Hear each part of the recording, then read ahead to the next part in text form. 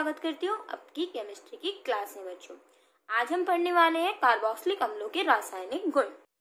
देखते हैं बच्चों, कार्बोक्सिलिक अम्लों के रासायनिक गुण के अंदर रासायनिक गुण का मतलब क्या है, यहाँ से इसकी केमिकल रिएक्शन। ठीक है स्टूडेंट्स, अब देखिए यहाँ से अपने पास RCOOH ये होता है अपना कार्बोक्सिलिक अम्ल का सूत्र। अब इसमें दो तरह की रिएक्शन हम पढ़ेंगे, एक तो इस R समूह के कारण, इट मीन्स एल्किल समूह की रिएक्शन, और दूसरे टाइप की रिएक्शन होंगी एसिड ग्रुप के कारण। ठीक है, तो हम ऐसा कह सकते हैं एसिड ग्रुप की रिएक्शन, एसिड ग्रुप की रिएक्शंस, और इसको हम कहेंगे एल्काइल ग्रुप की रिएक्शन। ठीक है, तो यहां से हमें दो टाइप की रिएक्शंस पढ़नी है, जिसके अंदर ये वाला ग्रुप ऐड हो और दूसरा ये वाला। तो पहला हेडिंग होगा एल्किल ग्रुप के कारण रिएक्शन। ठीक है स्टूडेंट्स, हेडिंग डाल दीजिए यहाँ से। हमारा फर्स्ट हेडिंग डल जाएगा स्टूडेंट्स यहाँ से एल्किल समूह के कारण। इसके अंदर बच्चों हम पहली रिएक्शन पढ़ने वाले हैं, उसका नाम है HVZ अभिक्रिया। क्या नाम है अभिक्रिया का? HVZ। ठीक है, नाम लिख लीजिए, पूरा नाम क्या है? हेल वॉल हार्ड जेलेंस्की अभिक्रिया। ठीक है, क्या कहती है हेल वॉल हार्ड जेलेंस्की अभिक्रिया? आसानी से समझेंगे बच्चे, यहाँ से बिल्कुल आसान तरीके से हम यहाँ से करेंगे। सबसे पहली बात, हेल वॉल हार्ड जेलेंस्की अभिक्रिया के लिए हमारे पास होने चाहिए अल्फा हाइड्रोजन। क्या होने चाहिए बच्चों? अल्फा हाइड्रोजन हमारे पास होने चाहिए। कैसी होगी रिएक्शन? इसके लिए रिक्वायरमेंट क्या है? अल्फा हाइड्रोजन वाले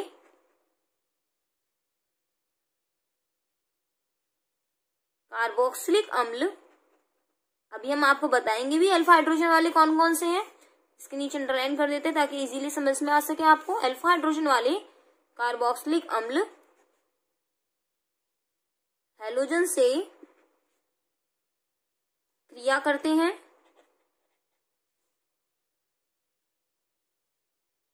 तथा अल्फा H का प्रतिस्थापन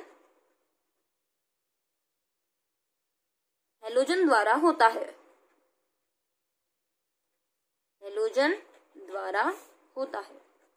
ये लैंग्वेज तो हमने लिख ली, पर लैंग्वेज से थोड़ी ना समझ में आने वाली है रिएक्शन। अब देखिए रिएक्शन के तौर पे हम देखते हैं। यहां से हमने लिखा CH3COOH। ठीक है, इसका नाम है अपना एसिटिक एसिड। अब ये जो अपना एसिटिक एसिड है, इस एसिड ग्रुप से जुड़ा हुआ पहला कार्बन कौन सा होगा? ये वाला। और इसी से जुड़े H को क्या कहेंगे हम? Alpha H। तो इसमें कितनी अल्फा H हो गई? 3 हो गई। ठीक है, अब इसकी रिएक्शन हम किसकी उपस्थिति में करेंगे? हम हैलोजन से कराएंगे। किससे कराएंगे? हैलोजन। अब हैलोजन में आप यहाँ पर कुछ भी ले सकते हैं, जैसे मान लीजिए मैंने क्लोरीन से करा दी, या X लिख दीजिए, या Br2 से करा दीजिए। मैंने रिएक्शन किससे करा दी? Br2 से करा दी। ठीक है, और हमें यहाँ पर लेना है साथ में फास्फोरस। क्या लेना है साथ में? फास्फोरस भी ले लीजिए। फास्फोरस भी कौन सा ले लीजिए आप? रेड फास्फोरस ले लीजिए, चाहे इसके आगे आगे लिख दीजिए रेड फास्फोरस। ठीक है, तो लाल फास्फोरस की उपस्थिति में हैलोजन से क्रिया होगी। ध्यान रखिएगा, फास्फोरस कौन सा होना चाहिए? लाल फास्फोरस। अब हमने आगे लिखा है अल्फा H का प्रतिस्थापन। अल्फा H कितनी है? 3 है। तो सबसे पहले एक अल्फा H यहाँ से हटाइए। कितनी है? 3। मैंने केवल 2 लिखी और एक H हटा के क्या लगा दिया? ब्रोमीन लगा दिया। बाकी अपना COOH ऐसे ही रहने दिया। फिर आपने फिर से कराई इसकी उपस्थिति फास्फोरस की उपस्थिति में ब्रोमीन से। फिर आपने जो दूसरा हाइड्रोजन है इसको हटा दीजिए, और यहाँ से क्या लग जाएगा? CH COOH, और यहाँ से एक ब्रोमीन पहले से था और दूसरा ब्रोमीन फिर से लग गया। फिर आपने फिर से क्रिया कराई फास्फोरस और ब्रोमीन की उपस्थिति में, तो तीसरा H है, इसको हटा दीजिए और जो बचा उसको लिख दीजिए 1 ब्रोमीन, 2 ब्रोमीन, 3 ब्रोमीन। कहने का अर्थ ये था कि इसके पास 3 हाइड्रोजन थे, वो तीनों हटके क्या आ चुके हैं? तीनों ब्रोमीन आ चुके हैं। आया समझ में आपको? अर्थात एक एक करके पहले हमने एक हटाया, फिर दूसरा हटाया, और फिर तीसरा यहाँ से हमने हटा दिया, और तीनों ब्रोमीन यहाँ से लग गए। नोट के तौर पे और हम 2-3 एग्जाम्पल देख लेते हैं कि अल्फा एच कितने होंगे। देखिएगा यहाँ से बच्चों, नोट डाल के हमने यहाँ से एक और रिएक्शन में लिखा RCH2COOH। अब आप इसमें देखिए अल्फा कार्बन कौन सा है, अल्फा कार्बन यही है। कितने हाइड्रोजन है, 2 है। मैंने वही फास्फोरस की उपस्थिति में ब्रोमीन से क्रिया करी, प्रोडक्ट क्या बनेगा, कितने हाइड्रोजन है, 2 है। तो आप यहाँ से दोनों हाइड्रोजन की जगह 2 Br लगा दीजिए, एक Br ऊपर और दूसरा Br नीचे, बाकी आप क्या लिख देंगे, COOH। यही तो होगा, क्योंकि अल्फा यही वाली थी, R से कोई मतलब हमारे पास नहीं है। क्या यही रिएक्शन फॉर्मिक अम्ल के साथ हो पाएगी, वो एक बार देख लीजिए यहाँ पे। तो यहाँ से मैंने मान लीजिए क्वेश्चन के तौर पे लिख दिया आपके लिए HCOOH, बिल्कुल नीचे लिख दीजिएगा फॉर्मिक एसिड। अब आप मुझे बताइए क्या इसके अंदर अल्फा एच है, यहाँ से आपने वही रिएक्शन करी फॉर्मिन फॉस्फोरस और ब्रोमीन के साथ। कुछ बच्चे कंफ्यूज ना हो जाए कि मैडम ये रही अल्फा एच, बच्चों अल्फा एच नहीं है, क्योंकि इसके अंदर अल्फा कार्बन ही नहीं है। क्या इससे जुड़ा हुआ कोई कार्बन है, नहीं है। जो इससे जुड़ा हुआ पहला कार्बन होगा वही अल्फा एच कहलाएगी, उसी का एच अल्फा एच कहलाएगी। क्योंकि इसके अंदर कोई अल्फा एच नहीं है, इसलिए हम क्या लिखेंगे, नो रिएक्शन। तो इसी के साथ मेरे साथ साथ लिख दीजिए कि फॉर्मिक एसिड यह अभिक्रिया नहीं देता। चलिए मैं साथ लिख रही हूँ आपके, आप भी लिखते जाइए। फॉर्मिक अम्ल यह अभिक्रिया नहीं देता क्योंकि अल्फा हाइड्रोजन नहीं है। ठीक है स्टूडेंट्स, यहाँ से देखिए कंप्लीट हो जाती है अपनी HVZ अभिक्रिया, हेल वोलार्ड जेलेंस्की अभिक्रिया। पेपर में सीधा HVZ आएगा या एसिटिक अम्ल के साथ इस तरह से कर देंगे या कंप्लीट द फॉलोइंग कह देंगे। तो ये मैंने आपको अलग से भी बता दिया है। आशा करती हूँ HVZ अभिक्रिया आपको समझ आ गई होगी। ठीक है, चलते हैं बच्चों अब नेक्स्ट रिएक्शन पे। बच्चों देखिए नेक्स्ट रिएक्शन अपने पास कौन सी है, उसका नाम है COH समूह की अभिक्रिया, जिसमें पहला है विकार्बोक्सिलीकरण और दूसरा है अपचयन। इसमें हम पहला पढ़ेंगे विकार्बोक्सिलीकरण। मैंने आपको पहले मतलब बताया है, वी का मतलब होता है हटना और खाली कार्बोक्सिलीकरण होता है तो उसका मतलब होता है जुड़ना। किसका जुड़ना और किसका हटना वो देखते हैं। अगर शब्द आ जाता है आपके पास कार्बोक्सी, एक तरह से कार्बोक्सिलीकरण होता है। ठीक है, तो यहाँ पर इसका मतलब होता है वी शब्द लग रहा है तो इसका मतलब होगा यहाँ से CO2 का हटना। क्या होगा इसका मतलब, CO2 का हटना, ध्यान दीजिएगा। और अगर कार्बोक्सिलीकरण होता तो इसका मतलब होता है CO2 का जुड़ना। बेसिक मतलब समझ में आ गया। अब इसके भी बच्चों 2 पार्ट है। 2 पार्ट कौन कौन से हैं, तो इसका फर्स्ट पार्ट तो है यहाँ से सोडा लाइम के साथ। कौन सा है बच्चों यहाँ से पहला अपना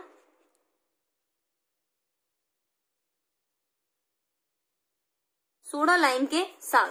ठीक है, अब ये सोडा लाइम क्या होता है, ये होता है बच्चों NaOH प्लस CaO, इसको कहते हैं हम सोडा लाइम। ठीक है, अगर अब इसका मिश्रण जो होता है कार्बोक्सिलिक अम्ल के सोडियम लवण के साथ, देखिए यहां से ध्यान से समझिएगा, कार्बोक्सिलिक अम्ल के सोडियम लवण के साथ ये भी बनाना बताएंगे कैसे बनता है। वैसे मैं काफी बार बता चुकी हूँ और अलग से वीडियो बना दूंगी कि इसके लवण कैसे बनते हैं। कार्बोक्सिलिक अम्ल के सोडियम लवण के साथ सोडा लाइम की क्रिया कराने पर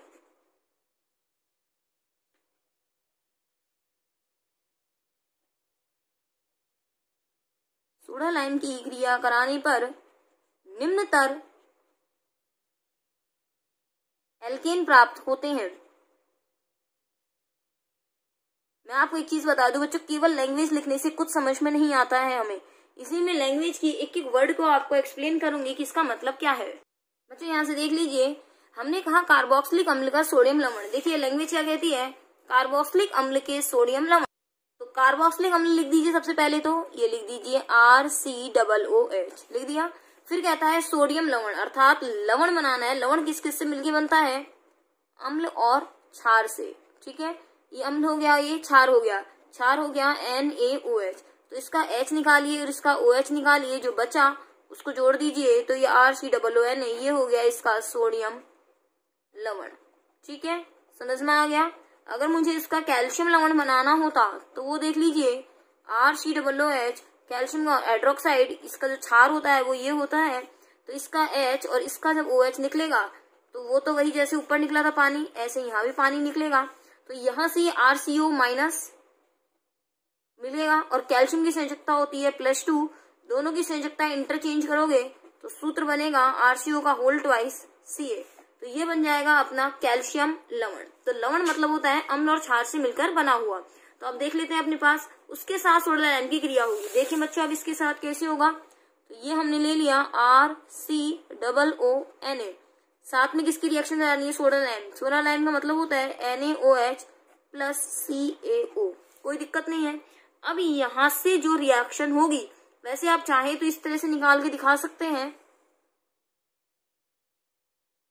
Na2 क्या बाहर निकल गया, Na2CO3, ये देखिए Na2C, ऑक्सीजन कितनी है 1 2 3, CO3 बाहर निकल गया, जो बच गया वो रह गया RH। अब इसमें एक चीज समझ में नहीं आई, निम्नतर एल्केन का मतलब क्या है।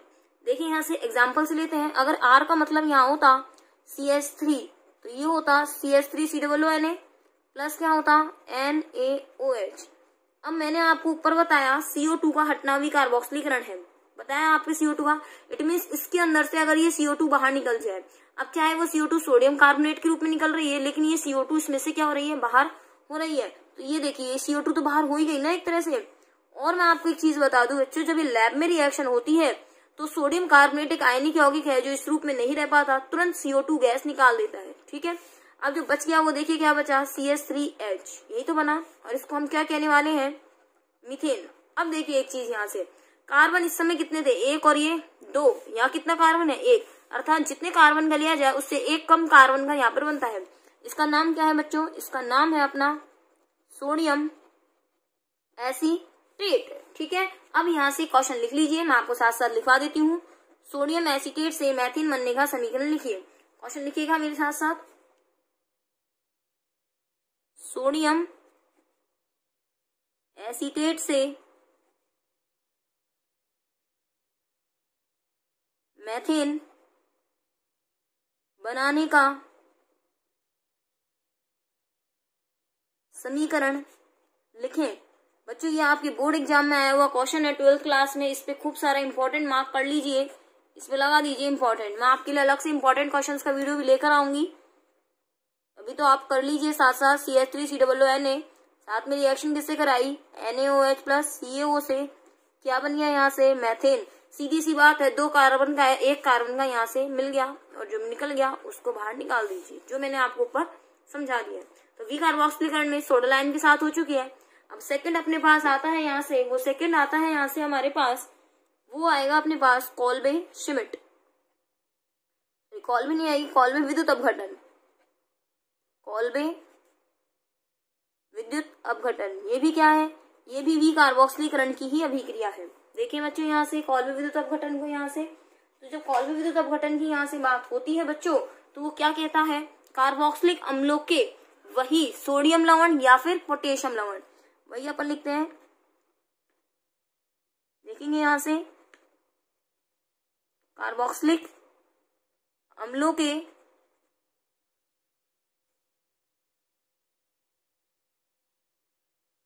सोडियम या पोटेशियम लवणों के जलीय विलयन का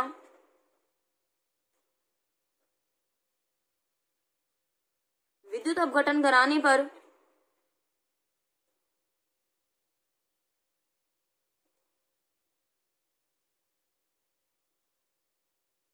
अपघटन करवाने पर क्या प्राप्त होगा, यहाँ से उच्चतर एल्केन प्राप्त होते हैं। ऊपर वाली क्या खास बात थी, वहां पे निम्नतर बन रही थी और यहाँ पर उच्चतर एल्केन प्राप्त होते हैं। चलिए बच्चों आगे देखते हैं इसके अंदर अब बाकी कैसे हुआ, केवल लैंग्वेज से थोड़ी समझ में आएगा। अब यहाँ पे आती है अपनी बात किस पे, अब आती है रिएक्शन पे। सबसे पहली वही बात, कार्बोक्सिलिक अम्लों का सोडियम लवण, तो यहाँ पे मैंने लिख लिया RCOONA, जो अभी लिखना सिखा दिया था। जलीय विलयन की बात हो रही है, इसका मतलब आगे देखो जैसे लिखा हुआ है, कार्बोक्सिलिक अम्लों का सोडियम लवण ले लिया, जलीय लवण, जलीय विलयन, जलीय मतलब पानी, तो पानी में घोल दिया, कोई दिक्कत नहीं है। आगे क्या कराना है, विद्युत अपघटन, तो इस पे लिख दीजिए एरो पर कॉल्बे विद्युत अपघटन। ठीक है, अब आगे प्रोडक्ट क्या मिलते हैं, प्रोडक्ट लास्ट में लिखेंगे। अब पहले एक बार इसको रफली समझेंगे कि वास्तव में होता क्या है। देखिए स्टूडेंट्स, अपना यहाँ तक बन चुका था। इसमें जो बनने वाले प्रोडक्ट है, पहले मैं आपको बता देती हूँ क्या क्या बनेगा। एक तो बनेगा आर आर, या फिर अगर इसको आर के CH3 लोगे, जैसे मान लीजिए एक एग्जाम्पल और ले लूँ मैं, CH3COO Na, और साथ में कहूँ आपके H2O से रिएक्शन है, वही सेम होगा, कॉल्वी विद्युत अपघटन। तो ये जो CH3 जो यहाँ पे लिखा हुआ, ये क्या हो जाएगा, डबल हो जाएगा, CH3 आगे प्लस लगाया। यहाँ से चूंकि ये विकार्बोक्सिलेशन की अभिक्रिया है, तो CO2 तो निकलेगा ही निकलेगा, साथ में निकलता है NaOH और ये निकलता है H2, और यहाँ भी इसी तरह CO2, ये NaOH और क्या निकलेगा, H2। अब यहाँ से इसका मतलब कितने प्रोडक्ट बन रहे हैं बच्चों, 4 प्रोडक्ट बन रहे हैं। ये चारों कैसे कैसे बने, इसका मैं आपको फुल समझाने वाली हूँ, अच्छे से, बिल्कुल अच्छे से आपको समझ आ जाएगा। देखते हैं कैसे। कैथोड और एनोड लगाए हुए हैं, इसका मतलब ये पॉजिटिव चार्ज और ये नेगेटिव चार्ज। ये क्या है अपना, ये है हमारा एनोड और ये है हमारा कैथोड। कोई दिक्कत नहीं है, इसको हमने बैटरी से चार्ज कर दिया, ये बैटरी लगा दी, और इसके अंदर हमने ले रखा है पानी ले रखा है, इट मीन्स H+ और OH-, क्योंकि विद्युत अपघटन है, तो इसका मतलब पानी का मतलब क्या हो गया, H+ और OH-। और सोडियम एसीटेट है, इसका ये भाग माइनस और ये भाग प्लस, तो इसको भी अलग अलग ले लो, CH3CO- और Na+। ठीक है, अब होगा क्या, यहाँ से ये जो आपको NaOH दिखाई दे रहा है, ये तो साथ में मिल गया, इट मीन्स पहला प्रोडक्ट तो मिल गया अपने को NaOH। ठीक है, अब यहाँ से ये अपने पास H+ बच गया। अब ये जो H+ है वो किसकी ओर मूव करेगा, प्लस है इसलिए किसकी ओर जाएगा, कैथोड की ओर जाएगा। तो हम यहाँ से लिख दें एट कैथोड, तो कैथोड पर क्या होगा, H+ होगा, ये 2 इलेक्ट्रॉन ग्रहण करेगा, इसका मतलब 2 H ले लो, तो 2 H ग्रहण करते क्या बन जाएगा, H2 बन जाएगा। इट मीन्स सेकेंड नंबर पे हमारे पास क्या बन गया, H2। तीसरा और चौथा बच रहा है, तीसरा और चौथा बचाने के लिए हमारे पास केवल और केवल एसीटेट आयन बच गया है। अब रिएक्शन किस पे होगी बच्चों, एट एनोड पर क्या रिएक्शन होगी, यहाँ से देख लेते हैं। ये थोड़ा समझने की चीज है अपनी, CH3COO-। यहाँ से मैं आपको एक चीज बता दूं, यहाँ से हमने H आयन कितने लिए हैं, 2, इट मीन्स एसीटेट आयन भी कितने लेंगे हम, यहाँ से 2 लेंगे। अब यहाँ से जो मैकेनिज्म होती है बच्चों, वो होती है मुक्त मूलक। कौन सी होती है, मुक्त मूलक। माइनस के अंदर कितने इलेक्ट्रॉन होते हैं, 2 इलेक्ट्रॉन होते हैं। 2 इलेक्ट्रॉन कैसे होते हैं, जैसे मान लीजिए अपने पास ये है HCl, क्या है ये HCl, तो अगर मैं Cl को पूरा इलेक्ट्रॉन दे दूं, तो इट मीन्स 1 इलेक्ट्रॉन इसका और 1 इलेक्ट्रॉन इसका, तो ये जो Cl है इस पे जो माइनस आएगा, इट मीन्स में 2 इलेक्ट्रॉन है, एक खुद का और एक H का। तो इस माइनस का मतलब कितने इलेक्ट्रॉन होते हैं, 2 इलेक्ट्रॉन होते हैं। तो अगर ये एसीटेट आयन 1 इलेक्ट्रॉन निकाल दे, कितना इलेक्ट्रॉन निकाल दे, 1 इलेक्ट्रॉन निकाल दे, तो इसके पास, इस ऑक्सीजन के पास केवल 1 ही इलेक्ट्रॉन बच जाएगा। माइनस में कितने इलेक्ट्रॉन होते हैं, 2, तो हमने 1 इलेक्ट्रॉन यहाँ से क्या कर दिया, बाहर निकाल दिया, तो 1 बन गया। और ये क्या बन गया बच्चों, मुक्त मूलक। क्या बन गया, मुक्त मूलक, क्योंकि कितने एसीटेट आयन है, 2 है, इसीलिए कितने मूलक बनेंगे, 2 बनेंगे। अर्थात एक एसीटेट आयन का 1 इलेक्ट्रॉन निकला, तो 2 एसीटेट आयन कितने इलेक्ट्रॉन निकले, 2। ठीक है, अब ये एसीटेट मुक्त मूलक बन गया। अब ये जो एसीटेट मुक्त मूलक हमारे पास बना, CH3CO रेडिकल, अब आगे मैकेनिज्म भी वही चल रही है अपनी मुक्त मूलक। यहाँ से दोनों बंद है, ये भी टूटेगा, 1 इलेक्ट्रॉन यहाँ और 1 इलेक्ट्रॉन यहाँ। जैसे ही बनेगा तो CH3 पर 1 इलेक्ट्रॉन आ जाएगा, ये आ गया, और CO2 पर भी 1 इलेक्ट्रॉन आ जाएगा। कैसे आ जाएगा, ये देखिए, एक तो इसके पास है ही, एक इस कार्बन के पास आया, तो ये आ गया इसके पास। और जो 2 मुक्त मूलक आपस में जुड़ते हैं, तो बच्चों ये क्या बना देगा, 2 मुक्त मूलक मिलके बॉन्ड बना देगा। इट मीन्स ये पूरा की पूरा क्या बन गया, CO2। इट मीन्स इसको CO2 लिखा जा सकता है। तो अपना एक और प्रोडक्ट आ गया।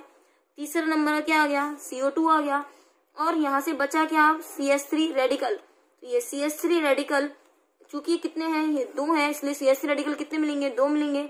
इसी तरह से एक और CH3 रेडिकल आएगा, दोनों कंबाइंड हो जाएंगे, क्या बन जाएगा यहाँ से, CH3 CH3। इट मीन्स चौथा प्रोडक्ट क्या बन गया, CH3 CH3। यही तो लिखा था हमने, ध्यान कीजिए अभी थोड़ी देर पहले।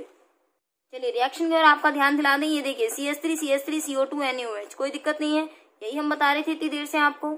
बच्चे एक बार मैकेनिज्म देख लीजिए, कॉपी में कैसे नोट करनी है। CH3COO था, विद्युत अपघटन हुआ, एसीटेट आयन अलग हो गया, Na और इसका OH मिलकर NaOH बन गया, और H+ आयन अलग हो गया। कैथोड पे क्या रिएक्शन हुई, H+ कितने मिले हमारे पास, 2 ले लीजिए, मिलके क्या बना देगा, 2 इलेक्ट्रॉन ग्रहण करेगा और H2 का निर्माण कर देगा। ठीक है, एट एनोड क्या रिएक्शन हुई उसको देख लेते हैं हम।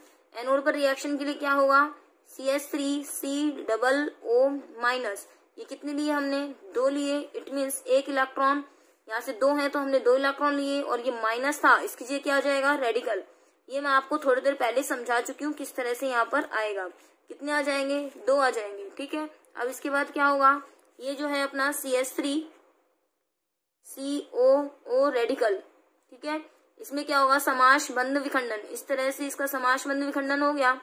और यहां से आप लिख भी सकते हो चाहे समाश बंध विखंडन, ठीक है। तो क्या बना, CH3 रेडिकल, और साथ में आप डायरेक्ट लिख दीजिए CO2, ठीक। अब ये जो CH3 रेडिकल है, ये चूंकि 2 थे इसीलिए CH3 रेडिकल और CH3 रेडिकल, यहाँ भी 2 लगा दीजिए, यहाँ भी 2 लगा दीजिए, दोनों मिलके क्या बना देंगे, दोनों आपस में कंबाइंड बन जाएंगे, और ये क्या बन जाएगा, यहाँ से एथीन बन जाएगा। क्वेश्चन लिख लीजिए कि सोडियम एसीटेट से एथीन बनाने का समीकरण लिखिए। तो मैंने आपको बता दिया है कि एथीन कैसे बनेगी, इससे पहले वाली में अपने पास ये मैकेनिज्म थी, पेपर में एक बार क्वेश्चन आ भी चुका है बच्चों, ठीक है। अब एक बार और एक रिएक्शन देख लेते हैं, कार्बोक्सिलीकरण की रिएक्शन तो खत्म हो चुकी है। यहाँ से क्वेश्चन जरूर लिख लेना, सोडियम एसीटेट से एथेन बनाने का समीकरण लिखिए। क्या लिखेंगे क्वेश्चन, सोडियम एसीटेट से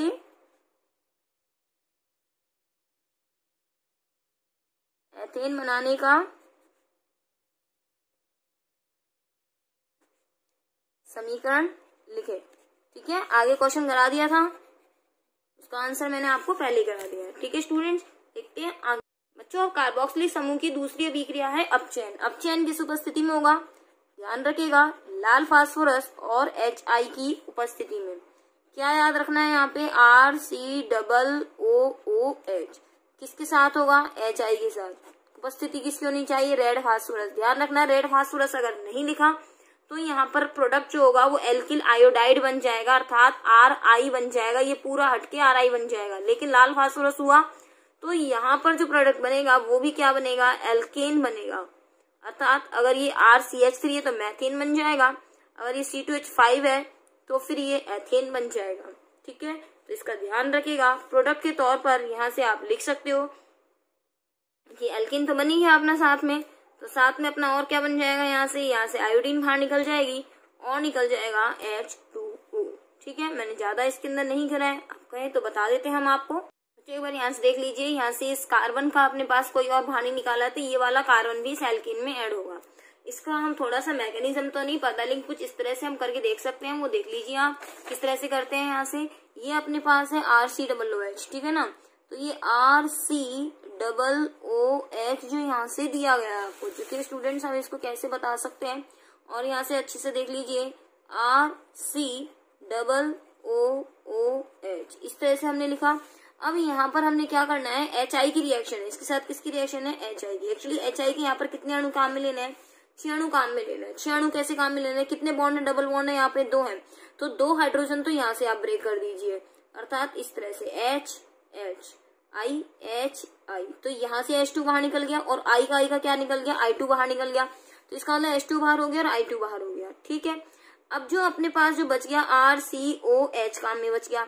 अब यहाँ से अपन क्या करेंगे, HI काम में लेने हैं, तो इस कार्बन के साथ अपने को 3 हाइड्रोजन की संयोजकताएं और पूरी करनी होंगी। क्यों पूरी करनी होंगी, यहाँ से ये देखिए, यहाँ से ये जो देखो आप इतना समझ लीजिए, आपके पास ये बच गया, ठीक है ना। लेकिन इसकी संयोजकता तो अभी 2 खाली है, 2 खाली है ना अभी संयोजकता। मान लीजिए एक HI और आया और इस तरह से एक HI ने और काम कर दिया तो H2 बाहर हो गया, ठीक है। इट मीन्स अगर H2 बाहर हो गया तो इस कार्बन के पास अब 3 संयोजकता खाली बच गई। अगर 3 संयोजकता खाली बच गई तो 3 पर 3 HI के अणु अगर काम में आते हैं अपने पास, कितने HI के अणु काम में आते हैं, 3। एक ये रहा अपने पास, तो ये 3 हाइड्रोजन तो यहाँ लग जाएंगी, इट मीन्स इनका तो काम हो गया, और बच गया आयोडीन। जितने भी आयोडीन बच जाएंगे वो I2 के रूप में बाहर निकल जाएंगे।